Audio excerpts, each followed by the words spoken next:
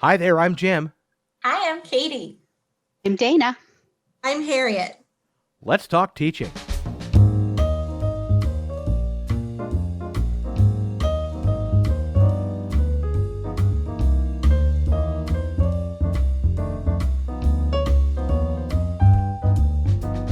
Welcome to Let's Talk Teaching, a podcast from the Center for Teaching, Learning, and Technology here at Illinois State University.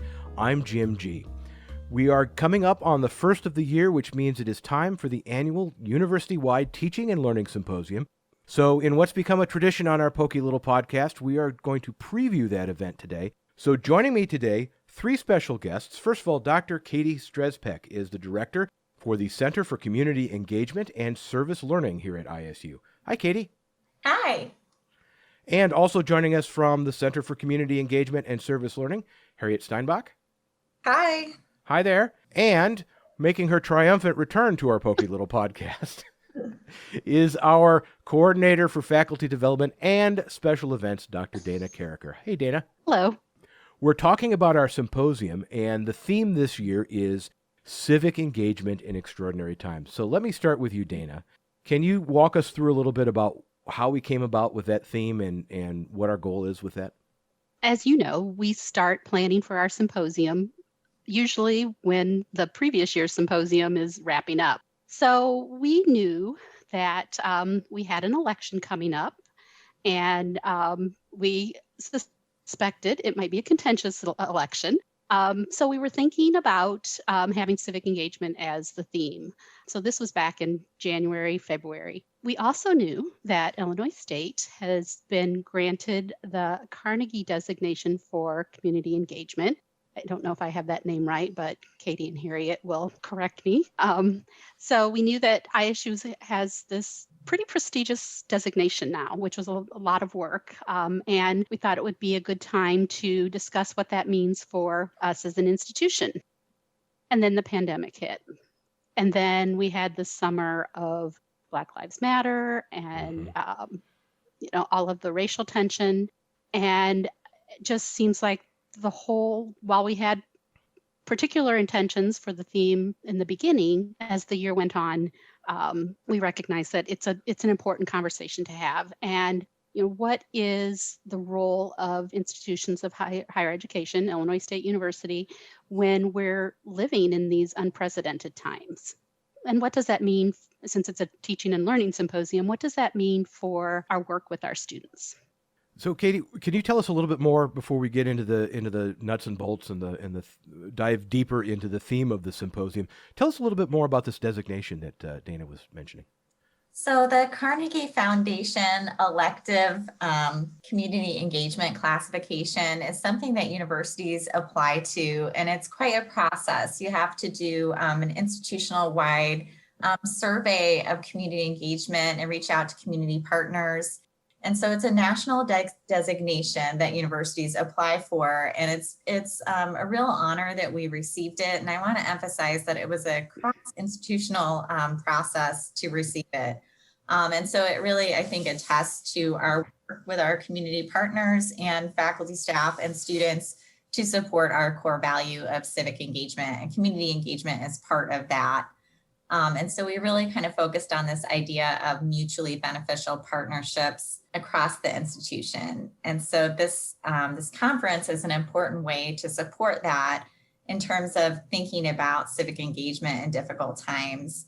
And this really is an extraordinary time for so many reasons, but I think it's also a time that we can really take some of the really extraordinary efforts of students to be engaged in extraordinary campus engagement efforts, from our voter education plans to other campus activism for Black Lives Matter and other issues. Like, this has both been a terrible time and an exciting time. I mean, our students are super engaged. I mean, our voter turnout nationally and on campus was outstanding. And so while I have concerns about the divisions in our country, I'm also really excited about the engagement on our campus and of youth nationally. So it's kind of a really exciting time for faculty and staff to think about how we can move forward with this momentum And so I'm really excited about that. We are also an American Democracy Project campus, and there are a lot of projects within that movement that are working on what can we do past November. So there's kind of this idea. So I would just add there's 363 campuses in the US that have the Carnegie designation. And I just completely agree with Katie that the receiving this designation wasn't the end point. It really was the jumping off point for what comes next for Illinois State. And everything that's happened in the last year really contributes to where are we going as an institution. And jumping off point is a theme that, or an idea that we come back to every year with the symposium. It's in the middle of the academic year, but it's at the beginning of the spring semester where we can kind of take what's come before and get re-energized for our teaching. And I think part of that phrase, extraordinary times, means that we need some extraordinary energization, re-energizing, as we start teaching for spring. And Dana, we can talk more a little bit later about how the symposium is changing in a physical sense, but I want to open it up for all three of you. And I want to share with you my perspective as someone who not only works with faculty, but also still teaches occasionally on campus. Civic engagement has always been kind of a hard concept for me to wrap my brain around as a teacher. Not that I don't understand the importance of it, and I can define it kind of, but it seems to have so many different facets. So could one of you kind of walk us through the different facets of what, under the umbrella of civic engagement, what that looks like in a classroom, or what that looks like from a student's perspective?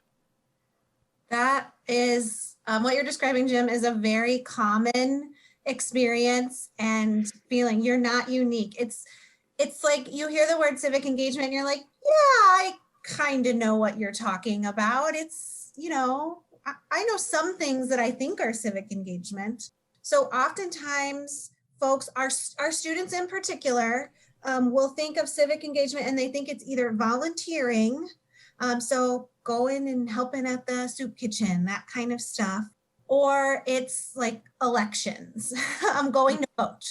And those two things are civic engagement, but there's a lot more in civic engagement than just those two things. So broadly, we use a definition oftentimes from Thomas Ehrlich, and he's one of really like the foremost scholars of civic engagement in higher education, that it talks about a commitment to the quality of life in a community.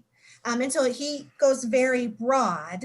And so for any person, student, anyone, you have to think about what's my community, and you can define community however you want. We tell students all the time, your community could be the third floor of Manchester Hall, and that's fine. It could be normal, it could be Naperville, it could be the United States, it could be the world. However you want to define community, and genuinely being committed and being active in that community, and always looking for how you can improve the experience of others in that community. So I want to expand on what Harriet said. So she defined community as either your the third floor of Manchester all the way to a global community. I also want to add that we can also consider our disciplinary communities. And that's where the idea of our courses come in, because another misconception for people who are teaching probably think that, oh, I have to do this major project with this community partner, and my course really isn't about that.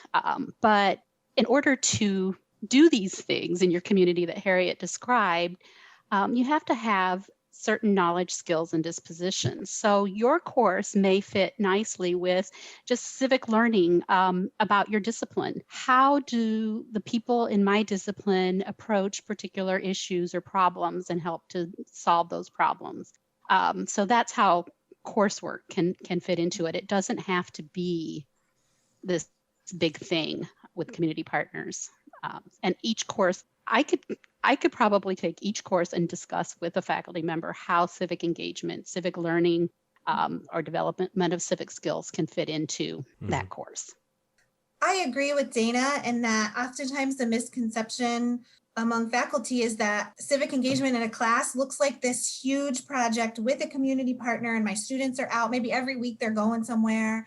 And civic engagement, it just looks like so many different things. And so thinking about course goals and even the level of the course and the student that you have in the course, what we call civic learning, just incorporating civic concepts into the already existing material is a great foundation to build for students to start to see the connections, learn about themselves, learn about their community, learn about things they can do without ever leaving the classroom. And then it can go from there. And Katy probably can name more examples than I can, but it can look like political content in the classroom. It can look like traditional service learning where you're sending your students out. It could be project-based where you're serving community partner, but perhaps it's more like consulting style. Students are applying those class knowledge, perhaps at that 300 or 400 level to benefit the community. It could be advocacy work. I don't know, Katy, what else would you add? I mean, I think you're doing a great job. We've been using a model of a wheel from Campus Compact, and it has a lot of different types of community engagement and civic engagement around the center of the wheel, which centers on equity and anti-racism, because we always want to be sure that the work we do has a justice-based framework and that we're doing it in partnership with the communities that we serve with and alongside. So I think Harriet covered a lot of the different types of engagement, but I do think it's just great, as Dana said, to think about the many different types of projects that students can do and still within the Zoom environment. I mean, students could help a community group that needs a literature review done on a certain topic, and students could be researching the issue. Students could do an oral history project. They could advocate for a certain bill that's before Congress to do with a certain issue. So there's so many ways that students can work on their skills and also on their knowledge. And then that often changes their attitude about an issue. And so that's something that we think about as well. So Katy, we often talk in the teaching side of things about creating transformative experiences for our students. As the director of the center, can you touch on, we have a lot of core values at ISU, and they're all worthy core values. Mm-hmm. But it always has seemed to me that civic engagement really ties directly into the reason why we have public universities to begin with. Mm-hmm. So I think that civic engagement is critical to public higher education, because part of what we're trying to do is to create students who believe in this concept of public impact and public participation in democracy. And so I think in order to create that culture, students have to realize that their voices and their actions really do matter. And they have to see themselves as part of a community in a powerful way.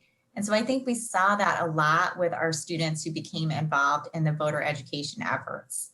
I mean, I have had a lot of students tell me that initially they weren't sure if their vote really would make a difference.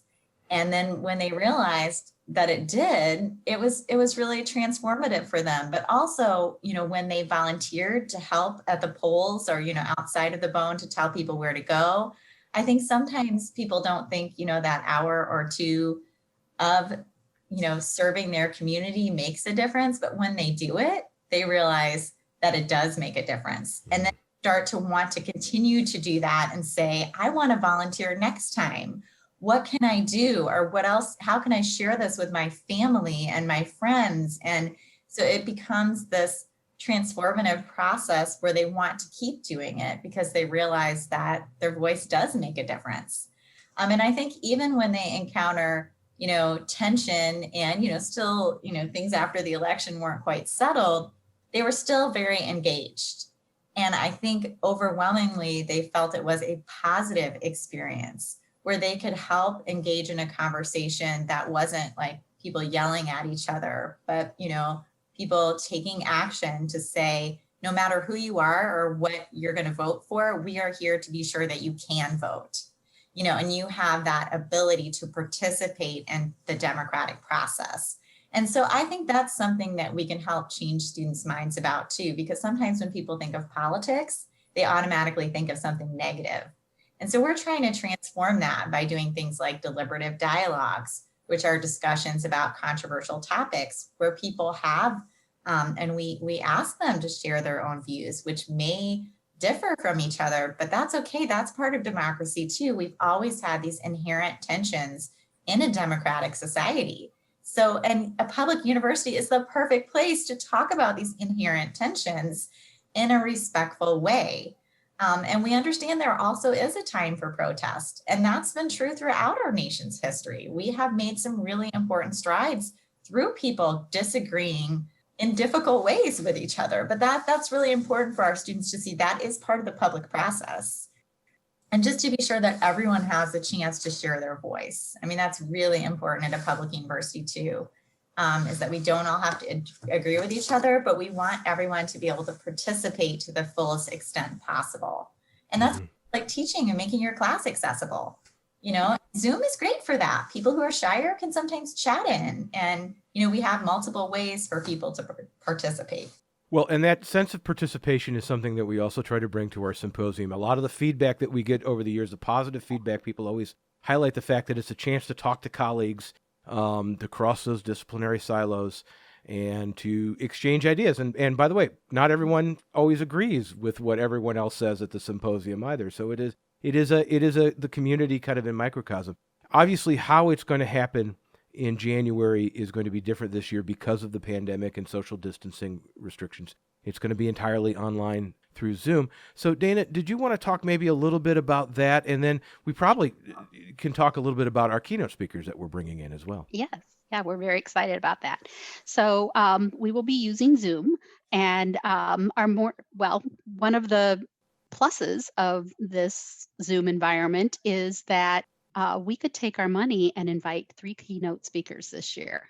And we are very excited. We'll talk about them in a bit, but we're very excited about the 3 people that we've invited to come. In the morning, each one of those keynoters will have a 50-minute session that we'll do in Zoom webinar, which is less interactive, but also an opportunity to ask questions. And they'll each give a keynote type address on their various topics, which we'll talk about too.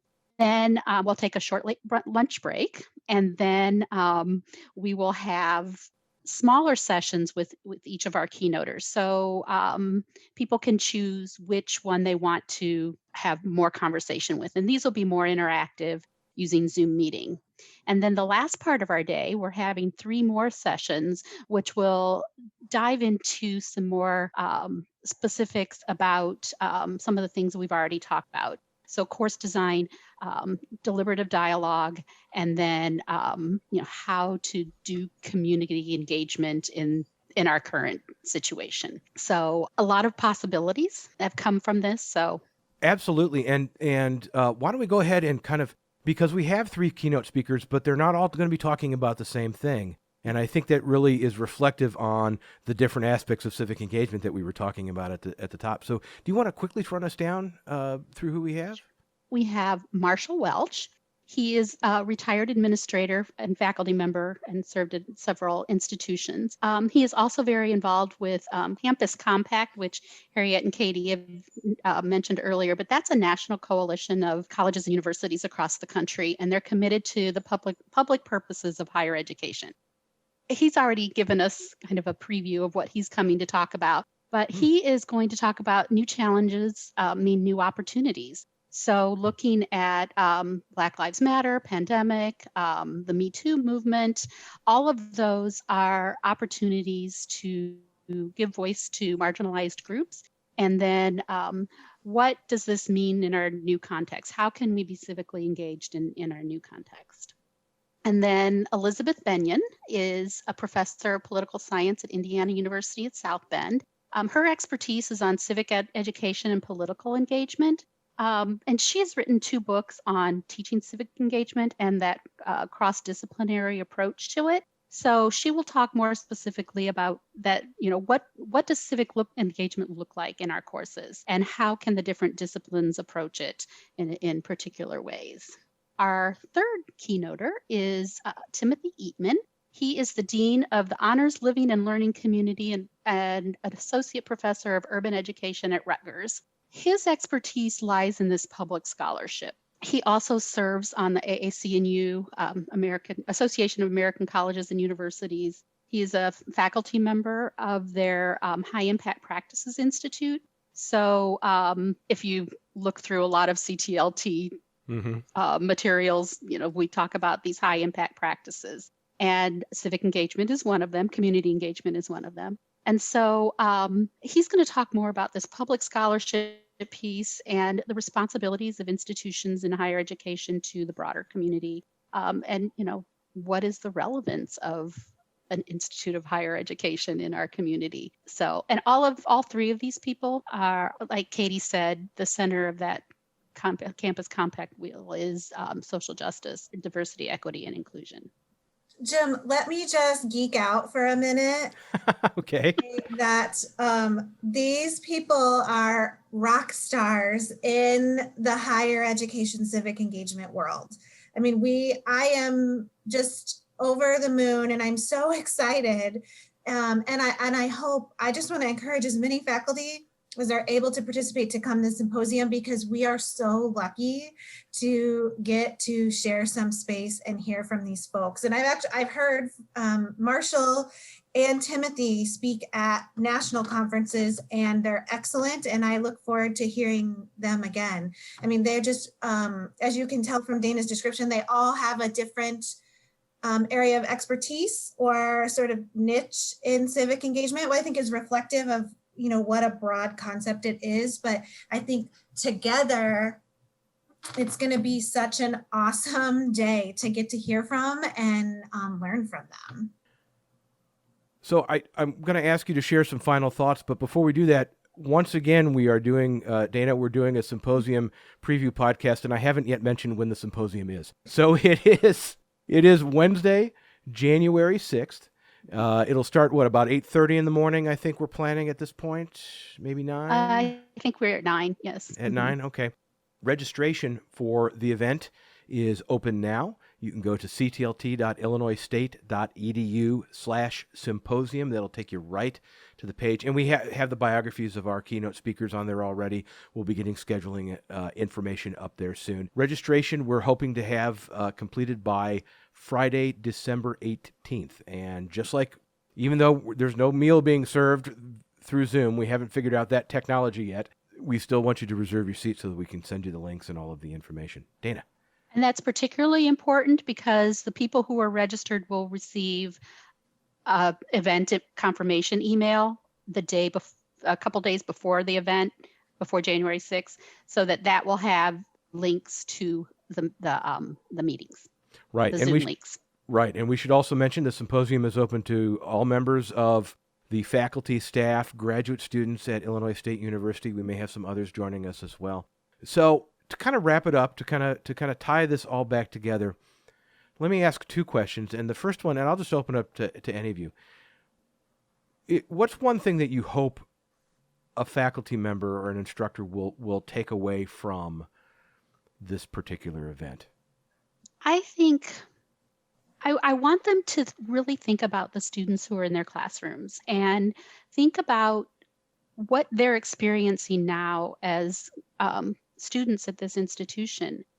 I think, like, kind of going along with what Dana said, I am really interested in making this student-centered because the students are why we are here. So I often like to ask students, like, what does justice look like for you? What is your idea of a beloved or ideal community? And so thinking about that and having faculty and staff just kind of brainstorm what kind of activities and things that they can do in their classes to give students the civic knowledge and skills that they need to kind of transform those theories about engagement and those ideas about beloved community into practice. So that I think that it's just great always for faculty to think of ways to connect with their students in a way that's discipline specific, but also sometimes in a way that's not. I think sometimes in this environment, we just need to elevate connection and start with connection, because students enter into civic engagement in different ways. So we might ask by first asking them, what are you interested in? And then think of ways that we can translate it into our disciplines and into our classes. And that's going to bring me to my second question. But from what I'm hearing from you, it's that no one's going to leave this symposium with a fully formed, redesigned course or anything like that, but some ideas to try out and the beginning of something. So, Katy, let me start with you. Where do you see civic engagement going forward or evolving after the symposium throughout the spring and as we get into the summer? Hopefully we're starting to hear news about vaccines, some stabilization on the election front. That's kind of starting to gel. And obviously a couple weeks after our symposium, there will be a presidential inauguration. But where do you see things going forward? What's your forecast civic engagement wise for the next 6 months? Well, I would like to see us not go back to where we were before in terms of just as a nation and how divided we have been. And I think some of the things that we've learned from the COVID environment is about how to better include people, but also how to listen to people who had been marginalized. So what I hope to see moving forward is kind of this idea that I heard at this American Democracy Project meeting that I went to recently, this idea of how can we be better together beyond November? And so how can we kind of carry forward with this model of deliberative dialogue and this model of talking about difficult issues from multiple perspectives? And how can we reinvigorate community engagement to continue our goal of this idea of mutually beneficial partnerships? And that does require getting uncomfortable. In fact, I think if you don't get uncomfortable, and I'm paraphrasing a Black feminist, Barbara Smith, who says, like, there's no coalescing without discomfort. Like we have to kind of go through these listening stages. And so sometimes creating a new course, it is challenging, but it's also invigorating. And yes, we may not make a huge policy change, but we are beginning to teach students those skills. And so maybe it's going to be the next class that actually makes the change, but it's these, really transformative skills and experiences that I think are exciting. So I hope that civic engagement continues to open up and blossom in the next 6 to 8 months, both online. I mean, I hope we continue some of these online things because that allows greater participation for universities that can't send their faculty and students to conferences, better for our environment. So I hope that, I look forward to the day where we can be together in person, but I also hope we continue some of these new technologies that allow more people to participate. Those are some of my hopes. I have many more, but that's for the symposium. We can talk more about that then. Absolutely. Harriet. So I think that I agree with Katy, and I think we have an opportunity when we're talking about these difficult conversations is also to continue those political conversations. I think as a center, we want to help the campus understand that we shouldn't just be talking about politics during big elections, and that we have an opportunity to continue to talk about politics and political aspects of courses and disciplines all times of the year, any semester, regardless of there's an election or not. I would also share that there is going to be local elections in normal. And that's another piece as we look forward, is that helping students to understand how their voices matter in the local community. And in this case, our students are scattered all over. They're not concentrated in normal in the spring. And so wanting to emphasize that message of community participation wherever you are, engaging in those local elections, whatever community you're currently residing in, as another way of practicing those civic skills. Dana. So we talked about the pluses of having a virtual symposium. One of the downsides of this one is the symposium has traditionally been an opportunity for faculty to share their practices and wonderful things they're doing in their classrooms. And we've had more faculty and staff present be on panels and posters and that thing, but that this environment wasn't allowing for that to happen. But it's the launching point for continuing professional development opportunities to engage with the topic of civic engagement throughout. So we will be planning programming, and the Center for Community Engagement and Service Learning also has programming too that will extend from the symposium all the way through summertime, when we will have our redesign your course for civic engagement, plus other things. We have a learning community to continue these conversations, and then the center has events that will stem from this. Great. Well, Harriet, Katy, Dana, thank you so much. Thanks, Jim. Thank you. Thank you, Jim. And that's all the time we have for this episode of Let's Talk Teaching. You can learn more about our symposium and sign up by December 18th. Go to ctlt.illinoisstate.edu/symposium. For all of my colleagues here at the Center for Teaching, Learning, and Technology and at the Center for Community Engagement and Service Learning, we hope to see you January 6th at our symposium. Until then, happy teaching.